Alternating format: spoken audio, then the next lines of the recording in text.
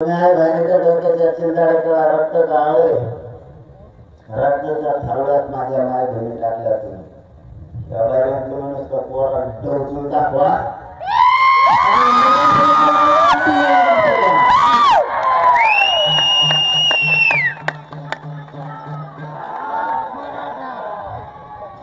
आपल्याला शांततेत जायचं शांततेत करायचं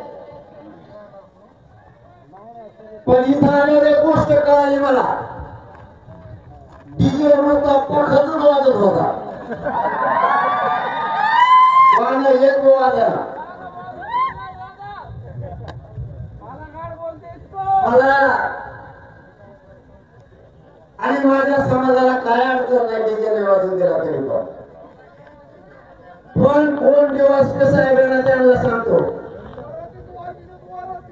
सत्ता बदलत असती येत असते जात असते हे ध्यानात ठेवा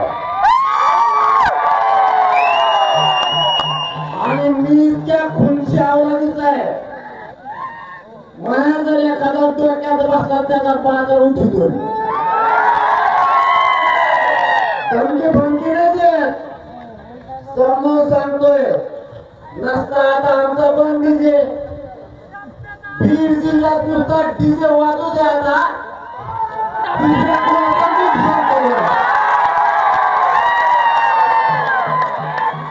डीजे मध्ये काय दहशतवादीच्या बंदुकी आहेत काय अरे आपले लेकर येतं आरडते ओरडते थोडासा आनंद व्यक्त करते डीजे वाजू नका नाही वाजायचं काय केलं तर ते त्याला पक्का चालू कर ढमाळ ढमाळ ढमाळ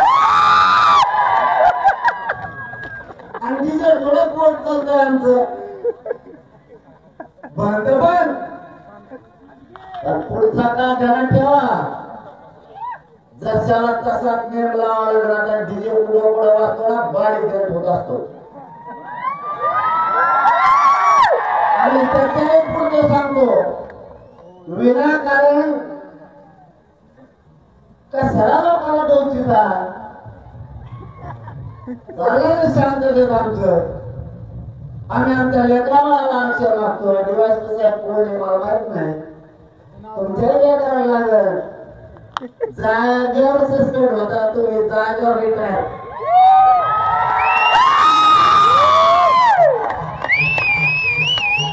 रिटायर म्हणायचं मला सस्पेंड आलं रिटायर ते नाही का जिथं लागला तिथंच म्हातारपण होतं तिथंच राहतो बढतीच मिळत नाही तुम्हाला बढती मिळा म्हणून पठ्ठा लढतो येऊ आणि समजा दुसऱ्याचा असला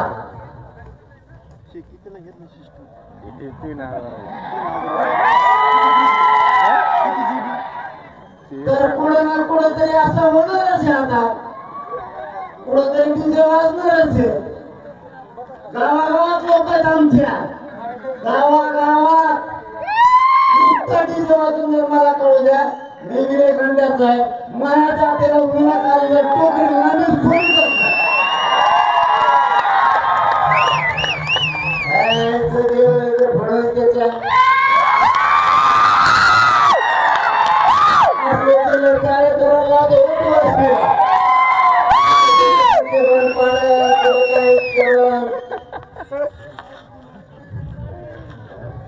शांततेत जात हे मई शांततेत मई जात मागणी करतील तुम्ही विनाकारण त्यांना ठेवू डीजे काय विषय करावा आपण किती उंचीवरच्या पदावरचे पदाधिकारी येत अधिकारी येत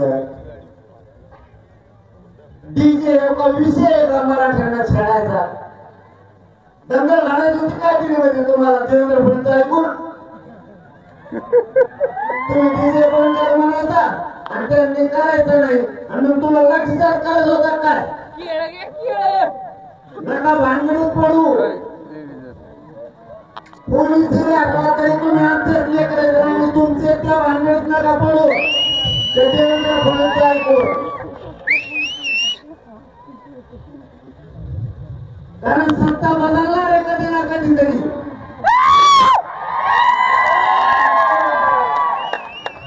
त्यावेळेस आम्ही नाव घेणार ठेवू केवळ तुमच्यावर बोलायचं नव्हतं, पण ते जीवानी याच्यासाठी लागलं. साध्या गाण्याचा विषय नाही, घरच्या कधी केस करायचे बुवा, त्याच्या आईला बघून घेतला असतं, मग वकील लावले असते. डीजे बंद करा, तुझ्याकडे बघून घेईन. ही भाषा चांगली नाही.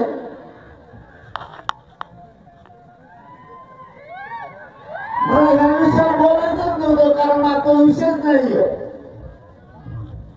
परंतु विनाकारण काहीतरी देवेंद्र फडणवीस ऐकायचं, लोकांना त्रास द्यायचा, हे चांगलं नाही ना. माझ्या मराठीतून तुम्हाला पोलिसांना त्रास आहे का? अजिबात नाही. या काही पोराला सांगा तुम्ही यांच्यापासून त्रास आहे. मग विनाकारण काही देवेंद्र फडणवीस ऐकायची गरजच नाही. आज तुम्ही त्याच्या जीवावर बोलता ना आम्हाला.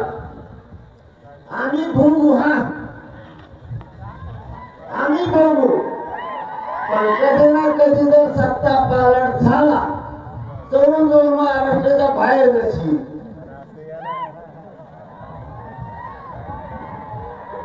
मी नाही सोडणार. मग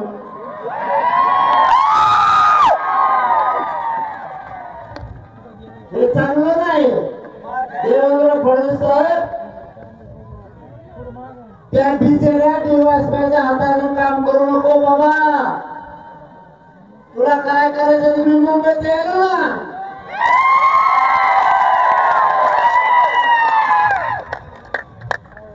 त्या बिचाऱ्या डिवायस कसं वाटत जातो.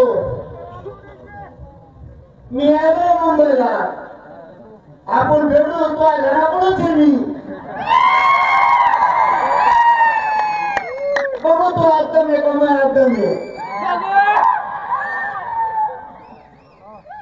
विनाकारण नाही जायचं.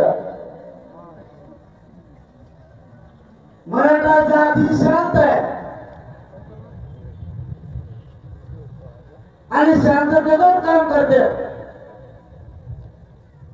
आंबुलन्स आली, रस्ता देते, पोलिसांना अडचण आली, पाण्याच्या बाटल्या दिले. केलं आम्ही ते. आंतरवाडी 2 करोड पेक्षा जास्त मराठी आले होते. पोलीस बांधवाला एवढं सुद्धा त्रास होऊ दिला नाही. आमच्या बांधवांनी लिंबाच्या झाडाखाली बसा म्हणून सांगितलं, जेवण आणून दिलं. आम्ही नाही विचार केला. आमच्या लेकराबद्दल इतका वाईट विचार करू नका.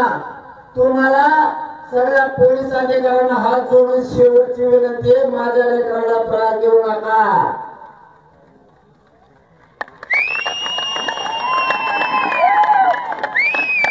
आम्हाला माहिती आहे तुम्हाला देवेंद्र पोलिसांचे आदेश आहेत.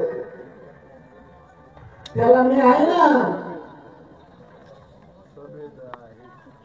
आरक्षण नाही दिलं ना, मुंबईत गेलो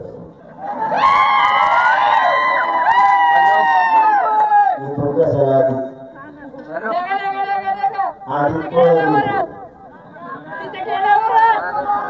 पळापळी सुरू झाली. तुम्हाला दिसतंय फक्त मराठ्यांची दखल घेतली नाही, लक्ष दिलं नाही. आठवण अशी झाली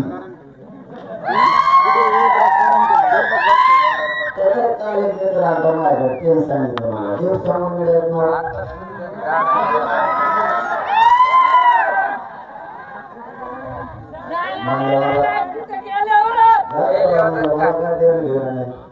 माझ्या समाजाच्या मागण्या तिच्या अंगावर आम्हाला काय मुंबईचा होस नाही. माझ्या गावाच्या आयुष्याचा प्रश्न म्हणून मुंबई. तुम्ही आमच्या मागण्याच्या अंगावर बसले आम्हाला काय करत मुंबई. इथूनच गोळा ठोकून मात्र गेला तर गेला, नाही गेला तर नाही. हात पाय गोळा देऊ जाईल ना, टाकते ना ला आणि इथून ठोकू, काय अडचण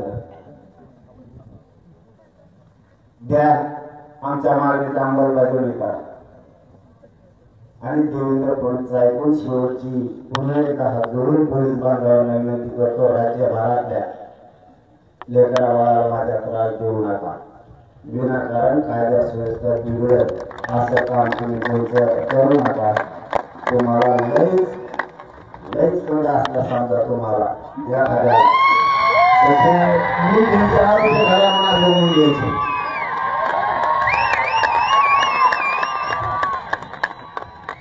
त्याला पदावर धरून आम्हाला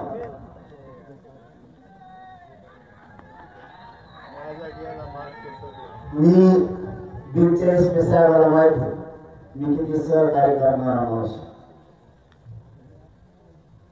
त्यांना पक्का माहिती. मी एखाद्या गोष्टीत सहकार्य करून म्हणलं माझा मराठा समाज सहकार्य करून मला आम्ही 100% करतो. आजची केलेली चूक देवेंद्र फडणवीस ऐकू करायला नको होती, कारण डीजे म्हणजे हे दहशतवाद्याचं हत्यार नाही.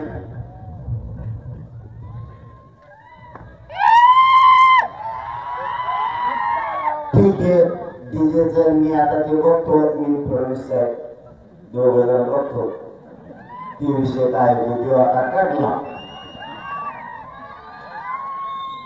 मराठ्यांना एक सांगायला आलं,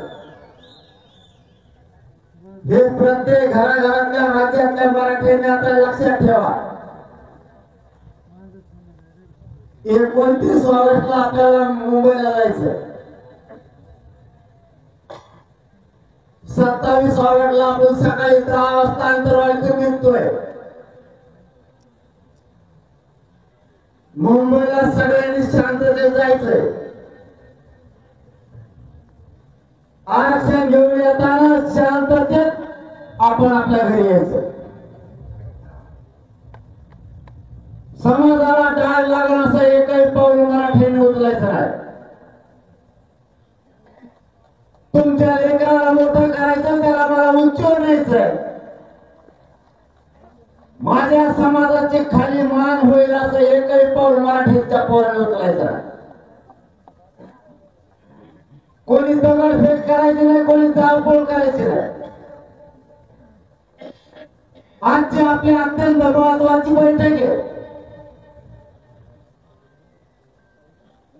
या बीड जिल्ह्याच्या नगरीतून राज्यातल्या सगळ्या मराठ्यांना सांगतो, तो शब्द आता कायम ठेवा. लेकरा बाळाचा आणि समाजाच्या आयुष्याचं वाटोळं झालंय. पुढच्या काळात ते होऊ द्यायचं नाहीये. मुंबईला सगळ्यांनी शांततेत जायचे, कोणी दगडफेक जाळपोळ करायचे नाही. एक महत्वाचा मुद्दा. दुसरा, आपल्या शेजारी जरी कोणी जाळपोळ केली, दगडफेक केली, एकाने सुद्धा पळायचं नाही. त्याला उचलायचं आणि पोलिसांच्या गाडीत फेकायचं. जाळपोळ दगडफेक करणारी ती आपल्या संग आलेली पैदाच नाही, लक्षात ठेवा. सरकारने षडयंत्र करून ते लोक आपल्या घातले. वेळ पडली तर त्यांना आपल्या घोषणा द्यायला लावते. ती गडू आवाज माझ्या घोषणा द्यायला बसली. सरकारसाठी आपल्याला खुश करण्यासाठी वेगवेगळ्या घोषणा दिली आणि त्यांचेच लोक पाठवलेले म्हणते फडणवीस देत नाही. हना दगड ते म्हणू शकत, त्यामुळे ते आपलं नाही. आपल्यापासून 5 फुटावर जरी दगडफेक झाली तरी लक्ष द्यायचं. सरळ चालायचं मुंबईला. माहित नाही म्हणायला माझ्या पोलीस तू तो अवदेव का तिकडे फडणवीस तू तो पोलीस चालली. एकाने सुद्धा हारायचं नाही. भूमिका दुसरी, बीड जिल्ह्यातल्या प्रत्येक घरातल्या माणसाला घरी राहायचं नाही आणि या बीड जिल्ह्यातूनच राज्यातल्या मराठ्यांना सांगतो, माय बापू शेवटचे फायदे अशी जमून आणायची, मराठ्यांच्या डोक्यावर आरक्षण घेऊन जायचा, गुन्हा लाट टाकायचा, मागं फिरायचं नाही. बस झालं मागं फिरायला. इथं कंटाळा आलाय, उपोषण करून आता फेस पडलाय.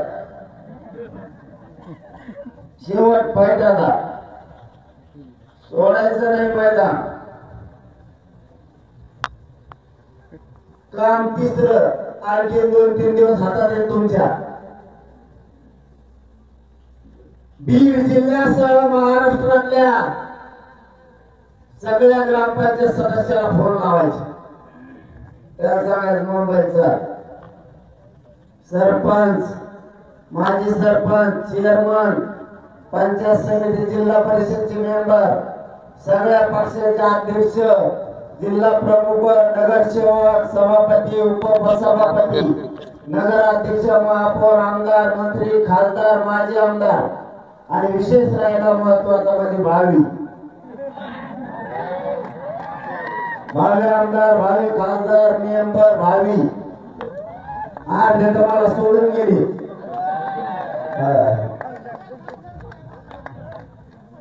आपल्या सगळ्यांना सांगा मुंबईला चल. तुम्ही त्यांना काय बोलू नका, तुम्ही डोळ्यावर येऊ नका. तुम्हाला काम सांगत आम्ही मुंबई गेलो, माग कोण गरीब फिरत आहे आम्हाला काय नाही. महाराष्ट्रातल्या सगळ्या मावळ्यांनी एक काम करायचं, इकडे गल्लीत कोण हिंडत नाही मला हळूच ना सांग, त्याचा बाजार कोण पाळा जो आपला नाही समाजाचा, जो आपल्या आंदोलनात नाही, जो आपल्या प्रवासासाठी नाही, तो आपला आहे. हे बिगर हजार नाही राहायला पाहिजे. मला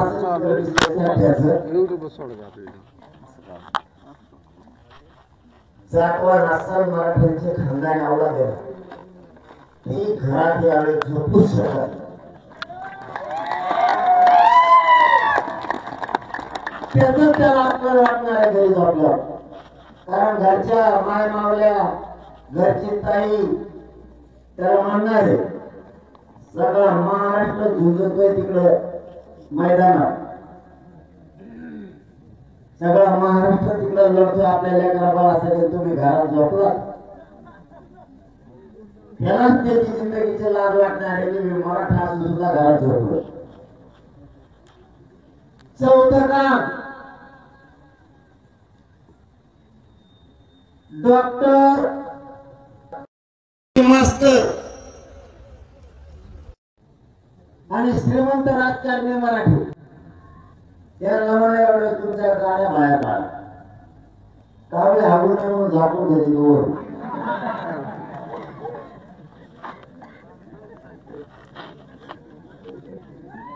जेवढा कर्मचारी वर्ग आहे सगळ्यांनी एवढे गाड्या बाहेर काढा मुंबईला जा. लेकरांकडे हात चालले बरं, शिक्षण एवढं महाग झाले, लेकरा बाळाचं जीवन मुश्किल झालं. आपल्या पोरीबाई लेकर वाढत,